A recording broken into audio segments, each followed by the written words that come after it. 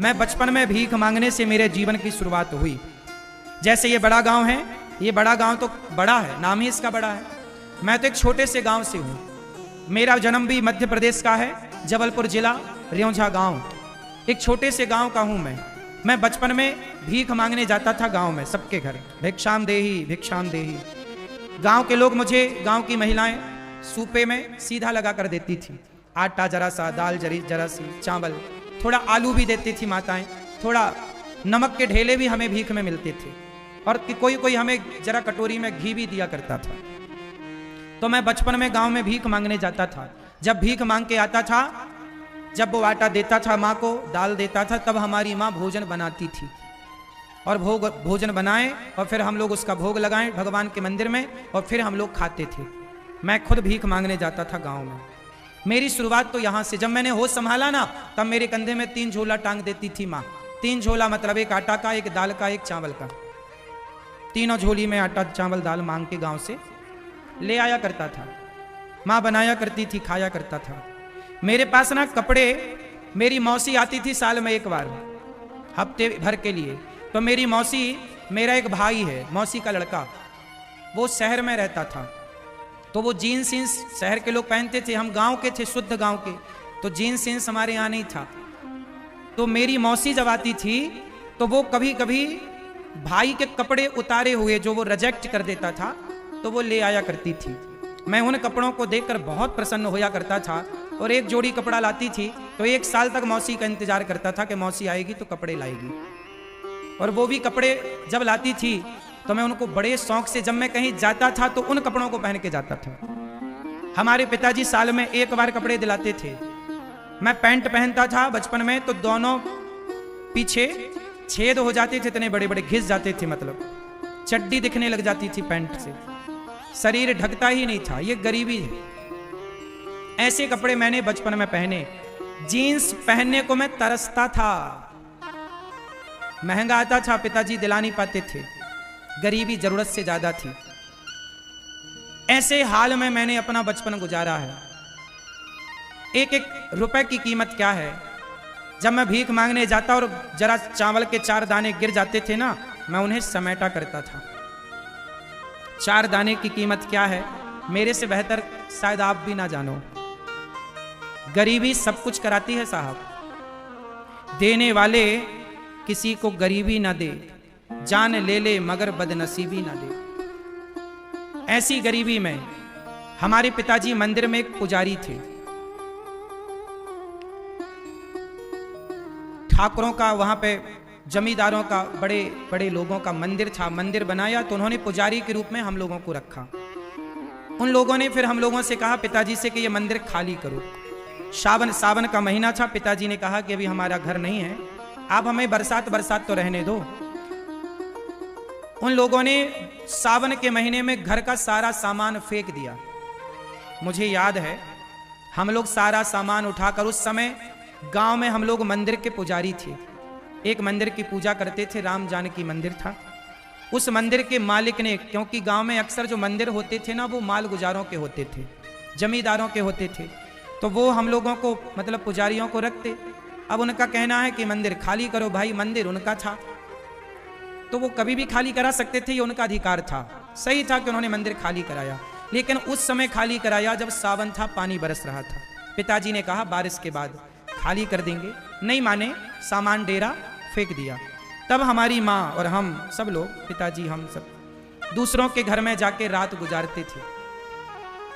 कैसे कैसे दिन गुजरते थे। हम तो छोटे थे, लेकिन उस समय हमारी माँ, हमारे पिताजी किस तरह की स्थितियों से गुजरे हैं हम लोग जानते हैं। घर नहीं था तब पिताजी ने माता के नाम से इंदिरा आवास योजना का पैसा देती थी सरकार, 20,000 रुपये। उसमें 5,000 घूस देनी पड़ती थी, जिसमें 15,000 रुपये मिलते थे। उस 15,000 रुपये में पिताजी ने एक घर बनवाया था। एक 18x20 का एक प्लॉट है, 18-20 का एक प्लॉट है। पिताजी ने पहले उससे ले रखा था, पर उसमें घर नहीं बना, तो 20,000 रुपये मिले, 15,000। उस 15,000 में घर बनाए और उसमें हम लोग रहे। आप आश्चर्य मानेंगे, उस घर में अभी भी हम लोग रहते हैं। घर वही है, पहले चिनाई मिट्टी की हुई और जैसे तैसे पिताजी ने बनाया, उसी को फिर उसी पे हम लोग अभी कोरोना काल में भी हम लोग उसी गांव में उसी घर पे रहे। अभी कोरोना काल में भी अभी भी हमारे बड़े भैया वहीं पर रहते हैं। ये वो घर है, आप टीवी पे देख सकते हैं। ये वो घर है। पहले एक ही छत थी कच्ची सी, फिर उसको बनाए। ये मंदिर जिसमें हम लोग पूजा करते थे। ये हमारा गांव है, जिस गांव में हम लोग हमारा जन्म हुआ, हम पले बढ़े। ये हमारे गांव में एक तालाब है, जिस तालाब में हम लोग नहाते थे। और ये घर के ठीक सामने था। ये वही घर है जिस घर में हम लोग बचपन में रहे। बाद में इस घर को खाली, ये वो मंदिर है, आप देखिए टीवी पर। ये राम जानकी मंदिर है ना, हम इस मंदिर में रहा करते थे। तो अब तो हम लोग इस मंदिर में जाते हैं। ये मंदिर है, इस मंदिर में हम लोगों का बचपन गुजरा, यहीं रहे।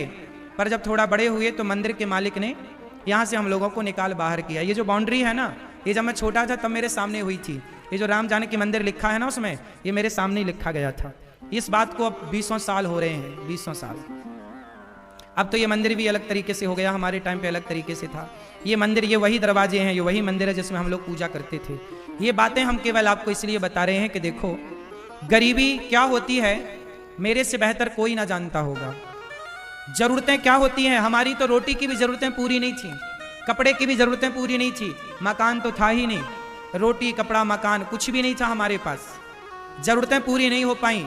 लेकिन ये दास अनिरुद्ध ने भगवान की कृपा से पढ़ाई की और पढ़ करके 2006 में मैं पढ़ने वृंदावन आया और वृंदावन में पढ़ाई की और पढ़ने के बाद समाज की सेवा की। और जब मैं काम करने लगा, मैं पैसे कमाने लगा, तो मुझे पैसे जरूरत से ज्यादा मिलने लग गए।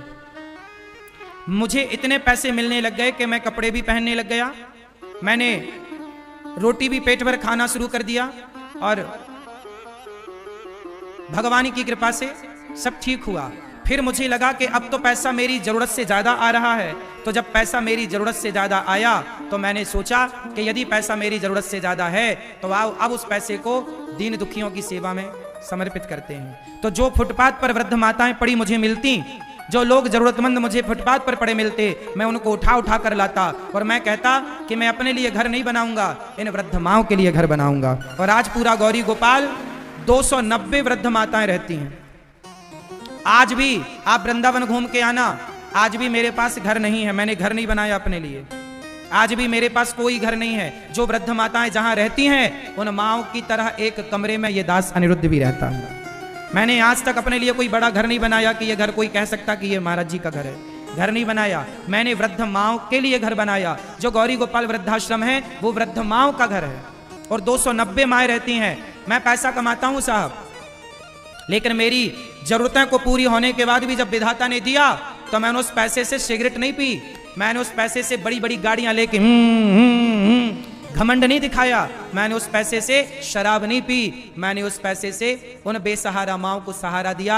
क्योंकि मुझे पता है कि घर से कोई आपको निकाल दे तो उसकी पीड़ा क्या होती है, जब कोई आपको घर से निकाले तो तकलीफ क्या होती है। मैं जानता हूं उन माओं की पीड़ा, जिन माओं के अपने बेटे उनको घर से निकाल देते हैं, उन माओं की पीड़ा शायद आप कभी जान भी ना पाओ। मुझे घर से निकाला गया था गांव के कुछ लोगों के द्वारा, मैं जानता हूं कि घर से निकाल देने की पीड़ा क्या है।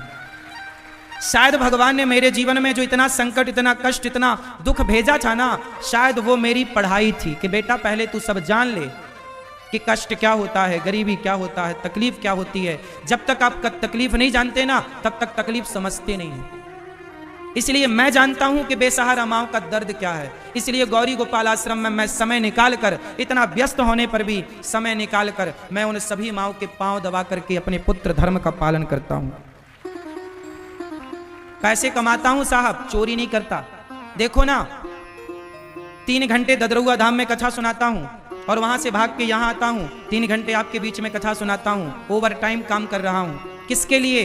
तुम्हारे परिवार में 4 लोग हैं ना, तुम उसके लिए करते हो। हमारी वृद्ध माएँ हैं, हम उनके लिए कमाते हैं, कमाना पड़ेगा। नहीं कमाए तो गौरी गोपाल में चूल्हा कैसे जलेगा। तुमसे कहते हैं थोड़ा थोड़ा सहयोग करो, कुछ लोग करते हैं, कुछ लोग हंसते हैं कि देखो भिखमंगा मांग रहा है भीख। क्या करें साहब, मांगना पड़ता है। कोई अपने लिए थोड़ी मांग रहे हैं, हमारे अपने लिए तो हमारी अपनी जरूरतें कुछ है ही नहीं, इच्छाएं भी नहीं है। अब हमारी कोई इच्छा नहीं है। बताओ हमें क्या बनना है? जो बनना था बिहारी जी ने बना दिया। हम तो भिख मंगे थे, भीख मांगते थे गांव में, हमें तो बिहारी जी ने जो बना दिया वो हमारी औकात से करोड़ों गुना ज्यादा है। अब क्या इच्छा है? कोई कामना नहीं, मेरी कोई इच्छा नहीं है। इच्छा केवल इतनी है कि गौरी गोपाल आश्रम में जो माएँ हैं ना, उनको समय पर रोटी मिलती रहे, समय पर दवाई मिलती रहे और उनकी सब प्रकार से व्यवस्थाएं बनी रहें। गौरी गोपाल गुरुकुल में सोचिए, वृद्ध माओ की सेवा के बाद भी मुझे लगा कि मेरे पास माओ की सेवा के बाद भी कुछ और काम हो सकता है। तो मैंने गौरी गोपाल गुरुकुल में 150 बच्चे रखे। उन बच्चों को आज गौरी गोपाल गुरुकुल में ये दास अनिरुद्ध आप लोगों से भीख मांग मांग करके उन बच्चों को उनको कपड़ा पहनाना, पुस्तक, कॉपी, किताब, पेन, रहना, खाना, उन बच्चों को 150 बच्चे गौरी गोपाल गुरुकुल में पढ़ते हैं, उन सबको पढ़ाता लिखाता हूँ। मुझे लगता है यार मरूंगा ना, कुछ लेके ना जाऊंगा। आओ, जब तक हूँ जीते जी, मेरे मेहनत करने से कोई बच्चा पढ़ पा रहा है, किसी माँ को सहारा मिल रहा है, किसी को पेट भर रोटी मिल रही है, तो आओ मेहनत करते हैं। आओ मेहनत करके किसी की सेवा करते हैं। अपने लिए तो पक्षी भी जीता है, अपनों का पेट तो कुत्ता बिल्ली भी भरते हैं। आओ समाज की सेवा करते हैं। गौरी गोपाल आश्रम में सवेरा होता ही हजारों साधु भोजन करते हैं। मैंने एक संकल्प लिया मन में, जब मैं भीख मांगता था ना अपने गांव में, तो याद रखना, जब मैं भीख मांगने जाता ना, तो मैं महीने में 2 बार भीख मांगता था, अमावस और पूर्णिमा। तो 2 महीने में, 1 महीने में 2 बार मांगता, तो 1 बार मांगने जाता तो 15 दिन का राशन मुझे मिल जाता गांव के लोगों से। हम लोग 4 लोग थे, हमारी एक बहन, हमारी 2 बहनें हैं। एक बहन बचपन में भगवान के घर चली गई, उसको टिटनेस हो गया था, पिताजी के पास पैसे नहीं थे, दवाई करा नहीं पाए, भगवान के घर चली गई। एक बहन हमारी सबसे बड़ी है, एक भाई है हमारा बड़ा, और एक ये दास सबसे छोटा, और माता पिता। तो 4-5 लोगों का परिवार, 5 लोग थे। 5 लोगों के लिए कितना राशन था? गांव में मांगने जाते तो 15 दिन का गुजारा हो जाता। तो महीने में मैं 2 बार मांगने जाता। हुआ क्या, कभी मैं मांगने जाता, कभी बड़े भैया मांगने जाते। कभी मैं मांगने जाता, कभी बड़े भैया मांगने जाते। तो मैं जब मांगने जाता तो कुछ लोग क्या करते, मुझे देख के ना कुछ लोग अपने दरवाजे बंद कर लेते थे। अरे महाराज आ रहे हैं, बंद कर लो। कुछ लोग कह देते, महाराज बाद में आना, अभी हम फुर्सत में नहीं है। ऐसे लोगों के घर में दोबारा जाता भी नहीं था। मैं भिखारी जरूर था पर स्वाभिमानी था। सम्मान से दोगे तो लूंगा। भीख भी मांगता हूं, इसका मतलब ये नहीं कि तुम कुत्तों की तरफ फेंक के दोगे। सम्मान से भीख लेना जानता हूं, है ना। भीख मांगने वालों का भी एक स्वाभिमान होता है। आजकल के जो भिखारी आते हैं ना, वो क्या कहते हैं, भैया हमें पैसे चाहिए ना। ये अच्छे कोटि के भिखारी नहीं है। भिखारियों की पहचान मैं बताता हूं, जितना आपके द्वार से मिल जाए प्रसन्न चित्त से उतना लेकर आपको आशीर्वाद देना, ये अच्छे भिखारियों की पहचान है। हमें जितना मिलता था हम उतना लेते थे, कभी नहीं बोलते थे कि और लाओ, नहीं, जितना आपने दिया बहुत। तो हम ऐसे भिखारी थे। कुछ लोग दरवाजे बंद कर लेते थे, हम दोबारा जाते भी नहीं थे उनके घर। फिर उनके घर कभी नहीं जाते थे मैं मांगने के लिए, अगले महीने भी नहीं जाते, उसके अगले महीने भी नहीं जाते। फिर वो कई बार जब उन्हें लगता कि अरे पंडित जी तो हमारे घर आप आए नहीं, हमने बोला मौसी तुम्हारे घर आए थे, तुमने दरवाजा बंद कर लिया था, फिर वो अपने से सीधा बना के सूपे में वो लेके आया करती थी। तो कुल मिला के हम ये आपसे कहना चाह रहे हैं कि ये दास अनिरुद्ध यदि आपसे मांग रहा है ना, तो अपने लिए नहीं, उन बेसहारा वृद्ध माओ के लिए मांग रहा है। बताओ, उन माओ के लिए देना ये आप सभी का धर्म है या नहीं? उत्तर दो, बोलो। यदि मुझ जैसे भिखारी को आपने भिक्षा नहीं दी, तो फिर आप गृहस्थों का धर्म ये है कि हमारे द्वार पर कोई आया है भिक्षा मांगने, तो हम उसे अपनी हैसियत से भिक्षा दें। और मेरे जैसा भिखारी पहुंच जाए तो जरूर देना, क्योंकि मेरे जैसे भिखारी रोज रोज किसी के घर जाते नहीं हैं। मेरे जैसे भिखारी भी आपको मिलेंगे नहीं ढूंढने से। बताओ, भीख मांग मांग के सेवा कर रहा हूं गौरी गोपाल आश्रम में। सोचिए, पूरे भारत का सबसे बड़ा लंगर चल रहा है। गौरी गोपाल आश्रम में जो अन्न रसोई बढ़ती है ना, पूरे भारत की सबसे बड़ी रसोई है जगन्नाथ जी की रसोई। दूसरे नंबर पर तिरुपति बालाजी की रसोई। तीसरे नंबर पर गोल्डन टेम्पल अमृतसर की रसोई, जिसे लंगर कहते हैं, भंडारा। चौथे नंबर पर एक जगह और 5वें नंबर की गौरी गोपाल जी की रसोई है। सर्वे करने कभी आ जाना। 30,000 से अधिक लोग नित्य प्रसाद पाते हैं गौरी गोपाल जी में। कितने लोग? बोलो एक बार। 30,000 लोग नित्य प्रसाद पाते हैं। तो आपसे कहता हूं कि आपके थोड़ा सा अन्न सेवा से जुड़ जाए तो जोड़ लेना। अन्नदान सबसे बड़ा दान है, सबसे बड़ी सेवा है भगवान ने। अच्छा ये बताओ, इतनी बड़ी सेवाएं कोई व्यक्ति कर सकता है? मैं नहीं कर सकता, मेरे जैसा भिखारी तो बिल्कुल नहीं कर सकता। अब इतनी बड़ी सेवाएं हो रही हैं तो समझ लो कि भगवान करा रहे हैं, चाह रहे हैं तो हो रही। तो ये मेरे करने कराने से नहीं, ये भगवान चाह रहे हैं इसलिए हो रहा है। इसलिए आप जो सहयोग करते हैं वो भगवान की प्रेरणा से करते हैं। आपको भगवान प्रेरणा देंगे तो आप भी 2 रोटी का सहयोग करोगे, और आपने यदि सहयोग नहीं किया तो समझ लो कि भगवान ने आपको अभी प्रेरणा नहीं दी। भगवान खुद आपके अन्न को स्वीकार करना नहीं चाहते। भगवान सबसे लेते भी नहीं है साहब, सबका अन्न धर्म से नहीं जुड़ता। बोलो हाँ, सबका धन धर्म से नहीं जुड़ता। ये तो बड़ी कृपा है गौरी गोपाल भगवान की कि वृंदावन में गौरी गोपाल में सवेरे से हजारों संत आते हैं और सभी संतों की सेवा का अवसर मिलता है। तुम्हारे द्वारे पर कोई संत आ जाए, तुम्हारे द्वारे पर कोई भूखा आ जाए तो ये समझ लेना भगवान की कृपा है कि आज तुम्हारी रोटी को, तुम्हारे अन्न को भगवान पवित्र करना चाहते हैं कि उसको खिलाओगे तो अन्न धन पवित्र होगा। तो गौरी गोपाल आश्रम की सेवाएं इतनी विशाल हैं, इतनी सेवाएं हैं, और भगवान की प्रेरणा से सब कार्य हो रहा है। आप लोग ये ना समझें कि सब कुछ है, कैसे है। मेहनत तो तुम्हारा बेटा भी कर रहा है, तुम्हारा छोरा भी दिन रात मेहनत कर रहा है। तुम्हारे छोरे की आयु कितनी है? तुम्हारा बेटा कितने साल का है? तुम्हारे बेटे के बराबर कहीं मैं हूं, मैं अभी 34 साल का हूं, 34 रनिंग चल रही है, 34 33 साल कंप्लीट होके सितंबर में 34 चालू हुआ।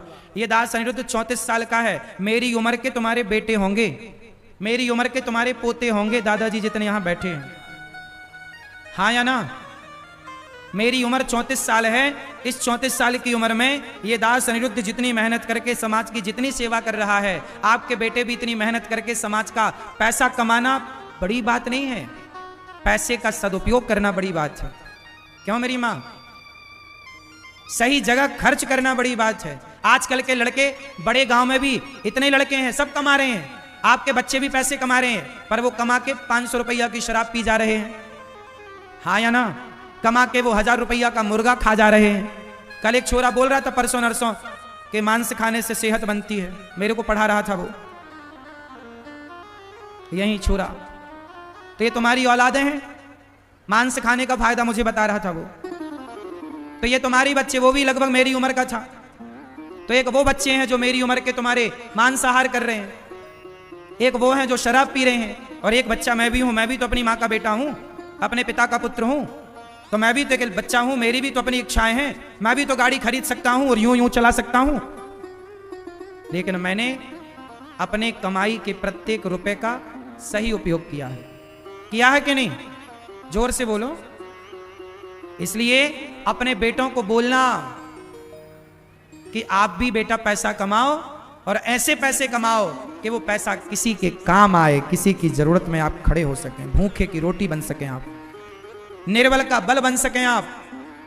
गौरी गोपाल में ऐसी ऐसी माएं बेटे छोड़कर जाते हैं जिन माओं से खड़ा नहीं हुआ जाता, चला नहीं जाता। ऐसी कितनी माएं हैं जो बिस्तर पर लेटी हैं, बिस्तर पर मलमूत्र करती हैं। उनके लिए मैंने स्टाफ रखा है महिलाओं का, वो उन माओं को उनका मलमूत्र साफ करती हैं, माओं को नहलाती हैं और उन माओं की सेवा करती हैं। जिन माओं के अपनी औलाद, जन्म लेने वाले बच्चे सेवा नहीं कर पाए, वो बच्चे अपनी माओं को छोड़कर जाते हैं, और ये दास अनिरुद्ध उन माओं की सेवा करता है। याद रखना भक्तों, जब मैं मरूंगा तो भगवान मेरे से पूछेंगे, अनिरुद्धाचार्य भेजा था तुम्हें संसार में, क्या करके आए? मैं आंखों से आंखें मिलाकर बात करूंगा, प्रभु आपने मानव शरीर दिया, जीवन दिया, मैंने एक क्षण का, समय का और 1 रुपए का मैंने दुरुपयोग नहीं किया, मैंने समाज की सेवा की है। ये संसार में जितने लोग हैं भगवान के भक्त हैं, और जितने दीन दुखी हैं सबकी सेवा करना भगवान की सेवा है। नर सेवा ही नारायण सेवा है। बताइए, नर सेवा नारायण सेवा है या नहीं?